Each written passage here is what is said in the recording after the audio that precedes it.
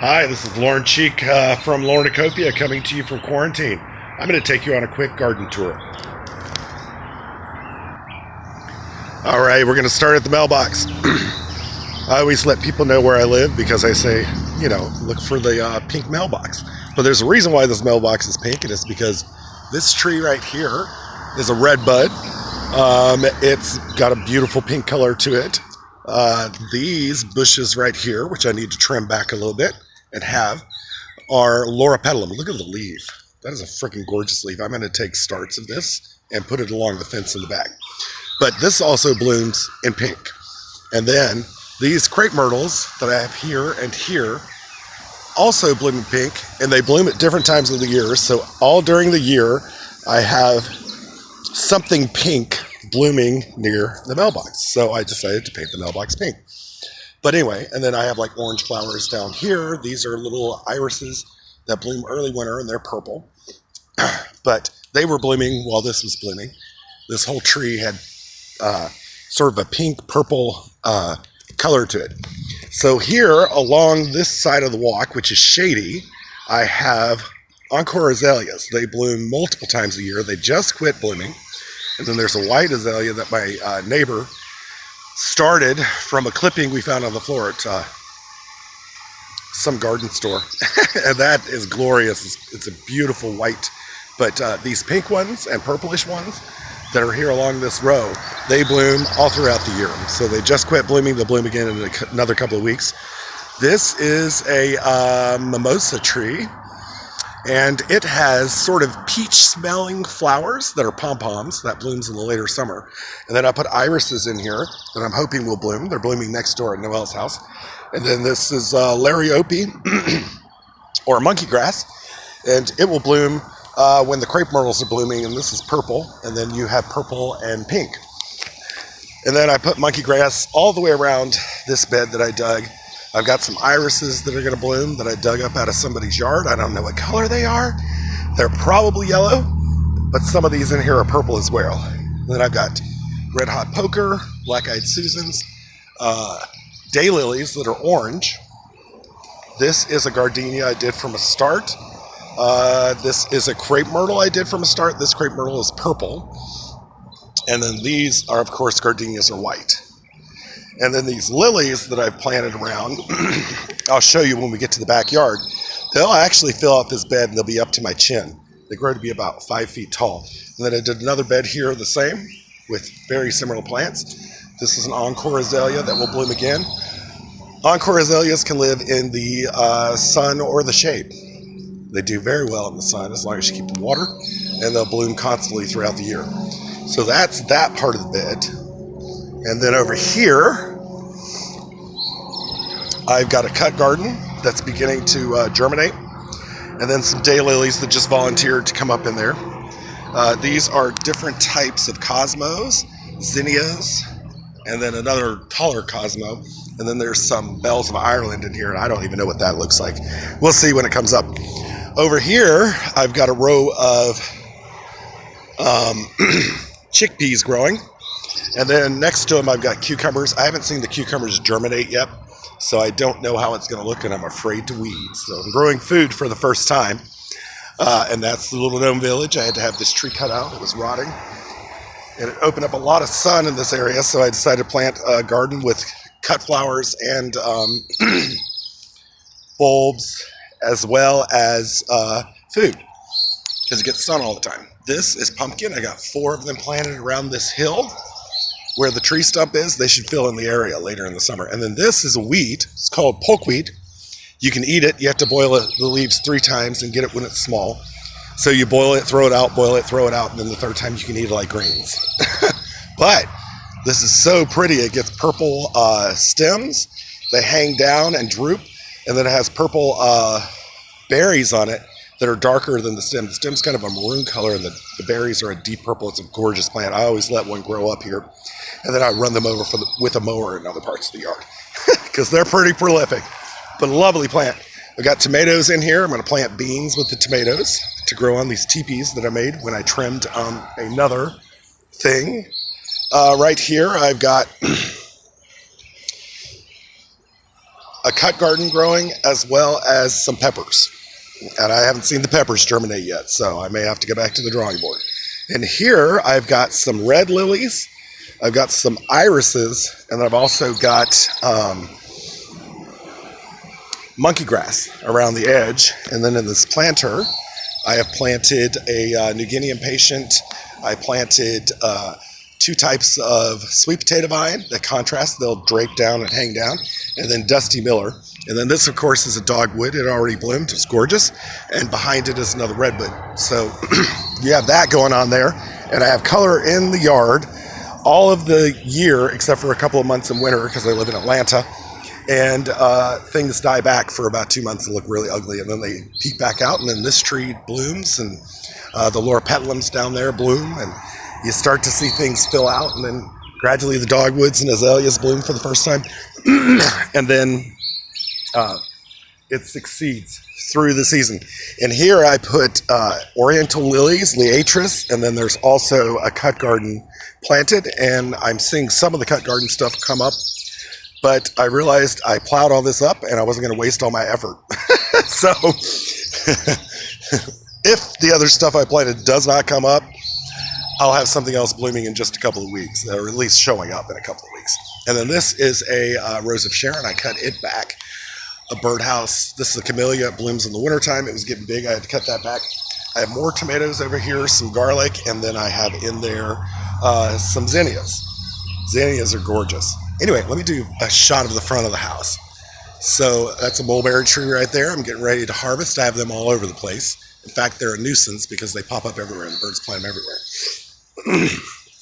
But here I've got a carpet rose that is a peach color. So in the window boxes, I planted Impatiens and Dusty Miller, and they follow all the way across the front of the house. And then these roses, they were the same color as the ones in the mailbox, but they cross-pollinated, and now they're this lovely color, which is not going to show up right on camera. Trust me, it's much more beautiful in person. A blue hydrangea. You can look in there and you can see it's getting ready to bloom, starting to build those bloom heads. And then in here, I planted irises, and then I also planted more of that liatris and more of those oriental lilies. And of course, here's the front porch. Looking sexy. I just painted it yesterday. I went with this brown because it looks really, really good with red brick. And then several of my neighbors have taken it on their house because they have a similar red brick. And they realized how fantastic it looks. So I'll take a step back. Now we're going under the carport. And this is like an entertainment space. It's a lot of fun. I only park my car here if there's going to be a tornado or hail. And, of course, my workbench. But, yeah, lots of entertaining under here. I can bring, 40 people out here and have them at the house and entertain. A bird bath one of my friends gave me. These are seedlings that Noelle started in her greenhouse. And because I'm not having as much luck with growing things, germinating them, she's coming to my aid. And, of course, I have the sheds. These are the same little lilies that bloom early. I have planted zinnias in here with it, too. I'm hoping that they'll fill in at a different time of the year. And then in these pots, I've got all kinds of different flowers. Zinnias, cosmos, many types of others. And then I'm trying to grow from seed in these littler pots some backup plants, because I did plant in the ground and I'm having some success and some failure. But anyway, we'll take a quick look back. I'll let you enjoy the look of it.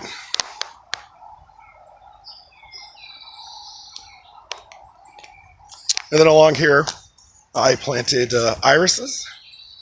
I may have to move them next year because they're going to get very tall. And then this is a start of a rose that's a climber that I got from Noelle. She has them next door. She's my best friend next door neighbor. We've been friends since 2001. And one of these is red, and one of these is yellow, and I'm not sure which one is which until it blooms. But they're doing great here.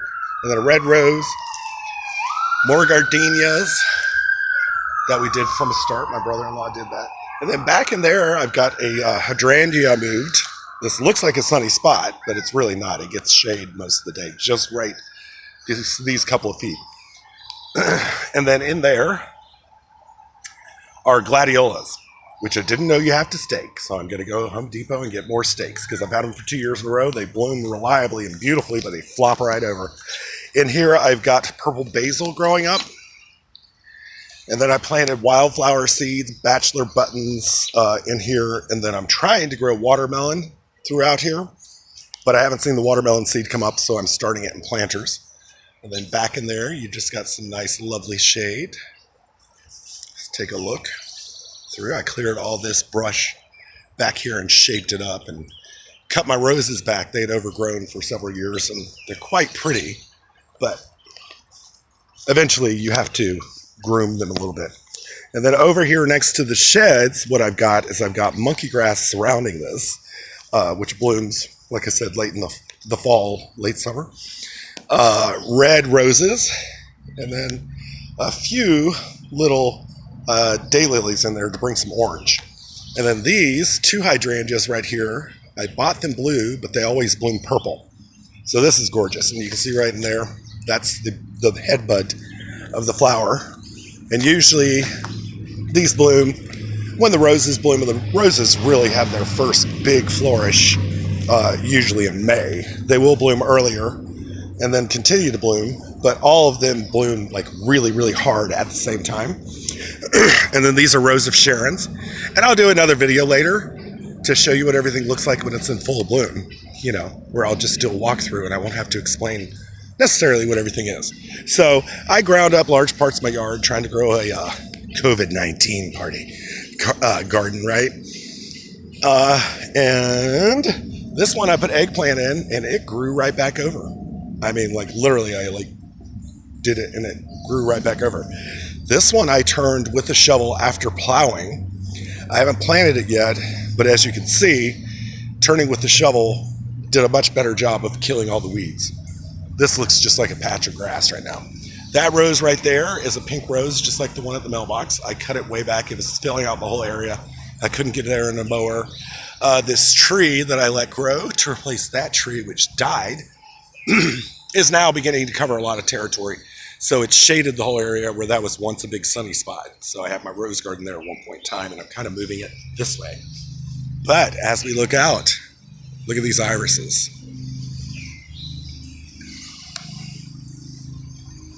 I had 3 of these in each of these 2 beds. And then these gorgeous carpet roses, which are there. See that color? And I did not know, someone gave me these bulbs, 3 of them, and I didn't know that they wouldn't be purple. So I thought I was going to plant purple and peach together. I got yellow and peach, and this is like such an electric yellow color. It looks fantastic with that. I also didn't know that they grow so tall. So in the front bed where I was showing you, I'm envisioning that they're going to spread out because this was three tubers apiece.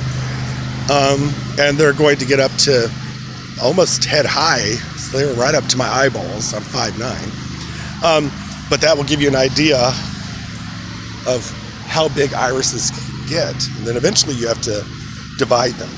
But in here I've also got daylilies.